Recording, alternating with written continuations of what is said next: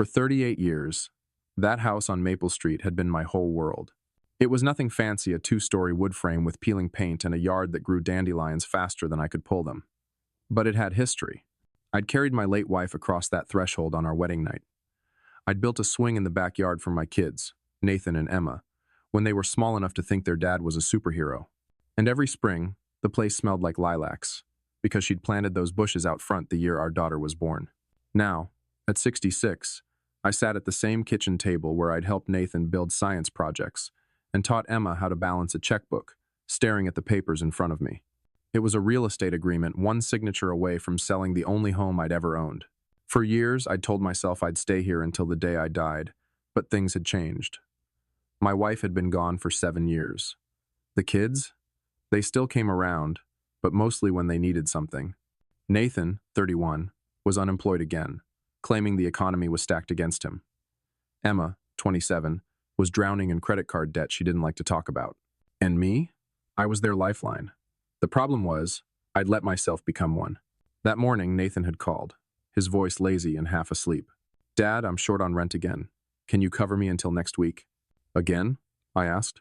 "Yeah, well, my unemployment check hasn't cleared yet." I didn't ask how many weeks he'd been saying that. I just sighed and said, "I'll think about it." An hour later, Emma texted, "Dad, my credit card's maxed and my car needs tires. Any chance you could help?" I stared at the messages, something inside me shifting. I'd worked my entire life as a high school history teacher, never rich, but always steady. I'd sacrificed vacations, hobbies, even some friendships to make sure my kids never went without. But somewhere along the way, I'd blurred the line between helping and enabling. And now, I was about to draw that line hard. That night, I cooked dinner, something I rarely did since my wife passed. Roast chicken, mashed potatoes, and green beans. It was simple, but I knew the smell would bring them home. They always came for food, if nothing else. Nathan arrived first, wearing the same hoodie he'd practically lived in since college. "Hey, Dad, smells good. You got any beer?" "In the fridge," I said. Emma came a few minutes later, phone in hand, already scrolling as she kissed my cheek. "Hi, Dad. This is so nice. I'm starving." We sat, and for a moment it felt like old times, except now. They talked about how unfair life was, how jobs didn't pay enough, how landlords were basically criminals. Halfway through dinner, Nathan leaned back. "So, about my rent." And Emma chimed in. "And my tires. I can't drive to work with bald tires, Dad. It's dangerous." I set my fork down. "Number." They both froze. "No?" Nathan asked. "What do you mean, no?" "I mean, I'm not paying your rent, and I'm not buying your tires." Emma frowned. "Dad, we're family. Families help each other." "I've been helping," I said, "for years. But I'm done doing it for you instead of you doing it yourselves." Nathan snorted. "So what? You want us to just fail? End up homeless?" "I want you to figure it out," I said calmly. "Because I'm selling the house." Emma blinked. "You're what?" "I'm selling this place. Moving into a small apartment by the beach. It's something I've wanted to do for years, and I'm finally doing it." "You can't just sell the family home," Nathan said, his voice rising. "This is where we grew up." "Yes," I said. "And now you're grown. It's time for all of us to live our own lives." The rest of dinner was quiet, awkward. Nathan picked at his food. Emma stared at her plate, and I sat there feeling my pulse in my ears. When they left, Nathan muttered something about me losing it. And Emma gave me a look that cut deep hurt, confused, maybe even betrayed. I closed the door and leaned against it, my chest tight but my mind clear. That night, I walked through each room slowly, touching the walls, remembering everything. The photos in the hallway of family vacations, the pencil marks on the doorframe from when the kids had measured their height, the faint outline of where my wife's favorite chair used to sit. It hurt. God, it hurt. But it was time. The next morning, I signed the papers. The call came less than 12 hours after I signed the papers. Nathan's voice came through the phone, loud and urgent. "Dad, you can't sell the house. I talked to Emma, and we agree. You're making a mistake. Like, a huge mistake." I sat on the porch, coffee in hand, watching gulls wheel over the street. "Nathan, it's already done. I signed the papers yesterday." There was silence on the other end, then a frustrated exhale. "You can't do this. This house it's where we grew up. It's our home." I rubbed my temple. "No, Nathan, it's my home. You two haven't lived here in years, except when you needed to crash because things got hard. I need something new now." He muttered something I couldn't catch, then hung up. By noon, Emma showed up. She didn't knock, just walked in like she always had, clutching a coffee cup and her phone like twin lifelines. "Dad, please tell me Nathan's wrong." "He's not." She stared at me, blinking fast. "You're really selling the house?" "Yes." "Why now?" I gestured to the quiet living room, the empty walls where family pictures once hung. "Because I'm tired of living in a museum. This house is full of memories, but it's also full of waiting. Waiting for you two to need me again. Waiting for me to have a purpose besides fixing your problems. That ends now." Emma's face tightened. "So what, you're just moving on? Leaving us with nothing?" "You have your own lives," I said gently. "You'll figure it out." Her voice cracked. "I can't believe you'd do this." I stood my ground. "Emma, you and your brother are adults. You need to stand on your own. I should have let you do it sooner." She stormed out without another word, slamming the door hard enough to rattle the windows. That evening, I got a text from Nathan. "Nathan, Emma and I are coming over. We need to talk. Don't sell anything else until we get there." I stared at it, took a deep breath, and replied, "Fine, 7 p.m. They arrived together, tension crackling like a thunderstorm. Nathan dropped onto the couch. Emma paced near the window. "Okay," Nathan said. "Let's be logical. If you sell the house, where are we supposed to go? If things go bad, where's home?" "You'll have to create your own," I said. Emma spun around, eyes wide. "That's so cold, Dad." "No," I said, voice calm but firm. "It's realistic. You've both been leaning on me like I'm some endless safety net. But I'm tired, and honestly, I enabled it. That ends now." Nathan scoffed. "You don't get it. The economy sucks, jobs suck." "Son," I interrupted. "I worked 2 jobs and put myself through school so you could have a better start than I did. I'm not saying it's easy, but you're capable. Both of you are. You just don't believe it because I've been catching you every time you fell." Emma stopped pacing, biting her lip. "So you're really leaving?" "Where?" "A small apartment near the beach," I said. "1 bedroom, perfect for me." Nathan shook his head, disbelief all over his face. "This is insane." "You're choosing yourself over us?" "Yes," I said softly. For the first time in years. They didn't like that answer. Emma's eyes filled with tears. Nathan stood, jaw tight. "Fine," he said. "Do whatever you want, but don't expect us to be around when you regret it." They left together, the slam of the door echoing in my chest like a gunshot. That night, I sat in the empty living room, staring at the space where the family photos used to hang. My hands trembled, not from fear but from release. I whispered to the quiet room, "I'm not changing my mind." The next day, I got an email from the real estate agent confirming the closing date 6 weeks away. It was official. But the storm wasn't over. That afternoon, Nathan posted on social media, "When your own dad sells the family house out from under you, guess loyalty only goes one way." Emma shared it, adding, "Heartbroken." By dinner time, my phone was buzzing with messages from extended family. "What's going on? Why are the kids so upset? You really selling the house?" I ignored them all. 2 nights later, Emma called. Her voice was calmer, but heavy. "Dad, Nathan's talking about trying to get a lawyer." I actually laughed. "On what grounds? It's my house." "I know," she said softly. "He's just angry. We both are." I sighed. "You have every right to be angry. But this is happening, Emma. I love you both too much to keep letting you depend on me like this." There was a pause. Then she whispered, "I don't know if I can forgive you." "That's okay," I said gently. "One day you will." When I hung up, I felt both broken and free. Change always hurts. But sometimes, hurt is the first step toward healing. The week after I told Nathan and Emma about selling the house felt like standing in the eye of a storm. It was quiet, but it wasn't peace. It was that strange, heavy calm that comes right before the wind tears the roof off. I spent those days sorting through decades of memories, boxes of old lesson plans from my teaching years, photo albums my wife had put together with her meticulous handwriting on the back of every picture, and keepsakes the kids had long forgotten about. I found Nathan's high school football jersey, still stained at the collar, and Emma's childhood sketchbook with future fashion designer written in block letters on the first page.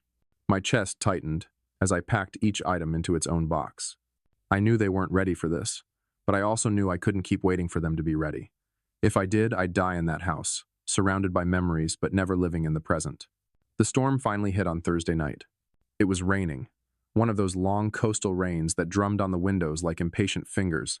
I was in the living room, packing away my wife's collection of ceramic birds, when headlights swept across the wall. Moments later, I heard Nathan's car door slam. He didn't bother knocking. He walked right in, soaked and angry, with Emma trailing behind him. "We need to talk," Nathan said, water dripping from his jacket onto the hardwood floor.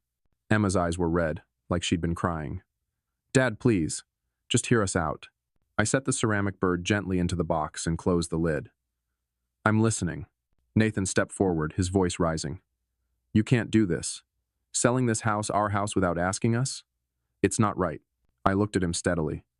"Nathan, it's my house. I've paid the mortgage, the taxes, the upkeep, for nearly 4 decades. It's mine to sell." "That's not the point," he snapped. "This place is home. What happens when Emma needs somewhere to stay? What happens when I'm—" He stopped, realizing what he'd just admitted. I sighed. "When you're what, Nathan? Between jobs again? Behind on rent?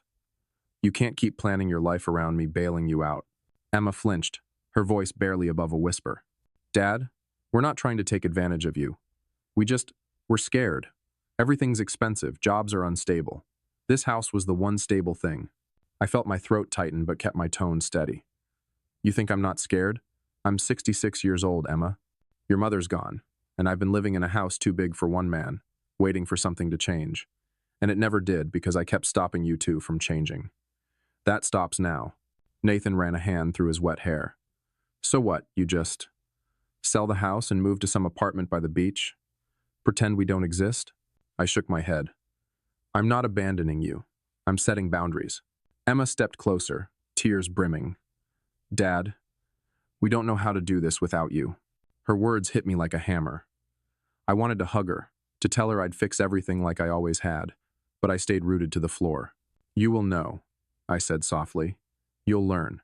I should have let you a long time ago." Nathan glared at me, his jaw tight. "You're making a mistake." "Maybe," I admitted, "but it's one I need to make." They left without another word, and for the second time in a week, the door slammed hard enough to shake the frames on the wall. I stood there, staring at the empty space they'd left, wondering if I'd just broken my family beyond repair. The next day, Emma called. Her voice was shaky. "Dad, Nathan's talking about getting a lawyer. He says maybe we can stop the sale." I pinched the bridge of my nose. "On what grounds? It's my property." "I know," she whispered. "He's just angry. We both are. But Dad, what are we supposed to do?" "You're supposed to figure it out, Emma. That's what adults do." She was silent for a long time before hanging up. 2 days later, reality hit Nathan hard. He called me late at night, voice trembling with something I hadn't heard in years: fear. "Dad, they're kicking me out of my apartment." I sat up in bed. "What happened?" "I'm 2 months behind," he muttered. "I thought I could catch up, but—" His voice cracked. "I don't have anywhere to go." For a moment, I almost said it. "Come here, son. I'll fix it." The words were right there, pressing on my tongue. But I clenched my fists and forced them back down. "You need to talk to your landlord," I said calmly. "See if you can work out a payment plan or find a roommate." He swore under his breath. "You're really not going to help me?" "I'm helping you," I said softly. "Just not by writing a check. You can do this, Nathan. I know you can." There was a long silence, then a broken laugh. "You've changed, Dad." "Maybe," I said. "Maybe I finally should have." Emma had her own crisis 2 days later. She showed up on my porch, holding a shut-off notice for her electricity. "I messed up, Dad. I spent too much this month." I handed the notice back to her. "Call the utility company. Ask for a payment extension. You've got this." Her lip quivered. "I hate this. I know. It's hard. But hard is how you grow." She stared at me for a long moment, then whispered, "I'm scared." "I know," I said, pulling her into a hug. "But I believe in you." That weekend, I spent hours packing. I boxed up books, framed photos, even the old wooden spoon my wife used to swear was the only one worth using. Every item I touched carried a memory, but instead of sadness, I felt light, like shedding an old skin. Midway through taping a box shut, I got 2 texts in quick succession. "Nathan, Found a roommate. Gonna be tight, but it'll work. Emma. Picked up a second shift. Lights stay on. I sat down on the floor, phone in hand, and smiled for the first time in days. That night, I stood outside on the porch, looking at the quiet street. The lilac bushes my wife had planted were budding, filling the air with that sweet, sharp scent that always signaled spring. For the first time, I wasn't thinking about bills or repairs or what excuse one of the kids would use next. I was thinking about what came next for me. The day I found the apartment, I woke earlier than usual, restless. The house felt different lately, less like home and more like a museum of memories I was no longer sure belonged to me. Each box I taped shut made the echoes in these rooms louder. It was time to leave. The complex was a 15-minute drive away, tucked near the coast where the salt air mixed with the faint smell of seaweed and morning coffee from a small cafe across the street. The building was nothing fancy, just 3 stories of weathered gray siding with white-trimmed balconies. I walked through the front entrance, feeling almost like a trespasser in my own life, and met the property manager. "This is our 1-bedroom ocean view," she said, unlocking the door. When the door swung open, I stepped into something simple, clean, and mine. White walls, new carpet, a kitchen barely big enough for one person but perfect for me. I walked straight to the balcony and looked out. The ocean stretched wide and open, waves crashing on rocks below, gulls screaming overhead. I could already picture mornings drinking coffee here, nights reading by the sliding door with the sound of waves replacing the old creaks of my Maple Street house. "I'll take it," I said, surprising even myself with how fast the words came out. The manager smiled. "We'll need to run your paperwork, but with your record, I doubt there's any problem." That evening, I sat at my kitchen table back on Maple Street, paperwork for the apartment spread out in front of me. The same table where I had said no to Nathan and Emma weeks earlier. I thought about how angry they'd been, about the slammed doors and harsh words. I wondered if they'd ever forgive me for forcing them to stand on their own. My phone buzzed. It was Emma. "Dad?" she said, her voice softer than I'd heard in weeks. "Hi, sweetheart. How's the second shift treating you?" "It's exhausting," she admitted, laughing weakly. "But I paid my electricity bill on my own this time. No extensions, no borrowing." Pride swelled in my chest. "That's wonderful, Emma." There was silence then. "Dad, are you really moving? Like really?" "Yes," I said. "I signed the lease today." I expected anger, maybe another tearful protest, but instead she whispered, "I'm proud of you." That one almost undid me. "Thank you, honey." Nathan took longer to come around. He barely answered texts, and when he did, they were short, clipped responses, busy or fine. It wasn't until 3 days later that he called. "Dad, you free? I want to come by." When he showed up, he looked different, tired, yes, but also humbled. He sat down at the kitchen table, fiddling with the strap of his watch. "I got a second job," he said. "Warehouse gig, nights and weekends." I smiled. "That's good news, son." He shrugged. "It sucks, but it's work. I'm paying down my rent debt. No roommates skipping out this time." "That's good to hear." Nathan glanced around at the boxes stacked against the wall. "So it's really happening, huh?" "It is." He took a deep breath. "I was mad, Dad. Real mad. But I think I get it now. You were trying to make us stand on our own, weren't you?" "Yes," I said. "And it was the hardest thing I've ever done." He looked down at his hands. "I'm sorry for how I acted. Posting online saying you were abandoning us. That wasn't fair." I reached across the table, resting my hand on his. "I forgave you the moment you slammed the door, son. Anger's part of growing up, too." The weeks leading up to my move passed quickly. Each day I emptied a little more of the Maple Street house, and with each empty room, I felt lighter. Emma came by one afternoon helping pack dishes, and she told me she'd opened a savings account for the first time. Nathan texted photos of pay stubs like they were trophies. One evening, all 3 of us stood in the bare living room, me, Nathan, and Emma, staring at the blank walls. "This feels weird," Emma said, hugging herself. "It does," I agreed. "But it's a good kind of weird."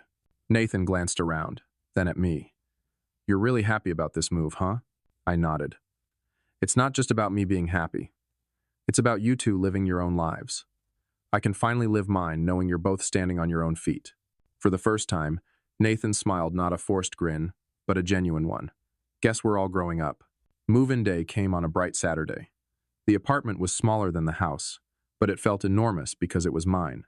Nathan carried in a box labeled books, and Emma set up my coffee maker on the kitchen counter. When everything was done, we stood on the balcony watching the waves. Emma leaned her head on my shoulder. "I think Mom would have liked this place," she said softly. "She would have loved it," I whispered. Nathan shoved his hands into his pockets.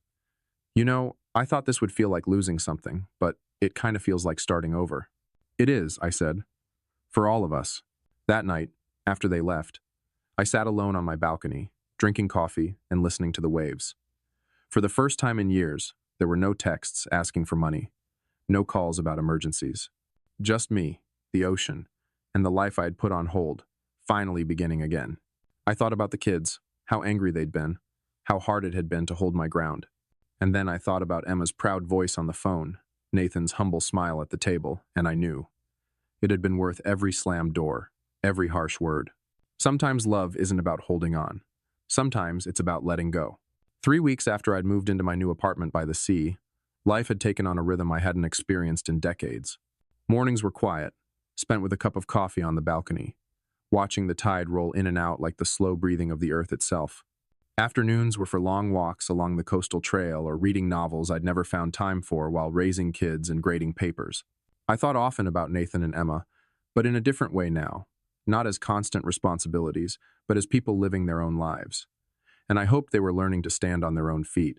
One Tuesday evening, as I was finishing a bowl of chowder from the little cafe down the street, my phone buzzed. It was Nathan. "Dad," he said, his voice tight. I messed up.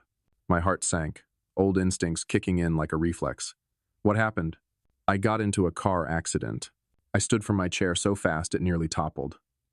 "Are you okay?" "Yeah, I'm fine. Just a busted fender. But, I didn't have full coverage, and the other guy's talking about suing. I don't know what to do." The old me would have reached for my checkbook before he finished the sentence.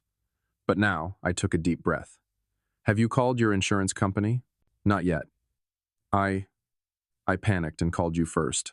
"Okay, first step, call them. Explain everything. Ask about legal protection, you might have it in your policy." He groaned. "This is such a mess, Dad. You'll figure it out, Nathan. You have to. This is part of being an adult." There was silence, then a soft laugh. "You're not bailing me out, huh?"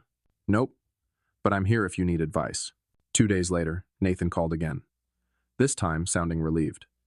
"Insurance is covering most of it. My rates are going to skyrocket, but I'm not getting sued." I smiled, pride warming my chest. "Good work, son.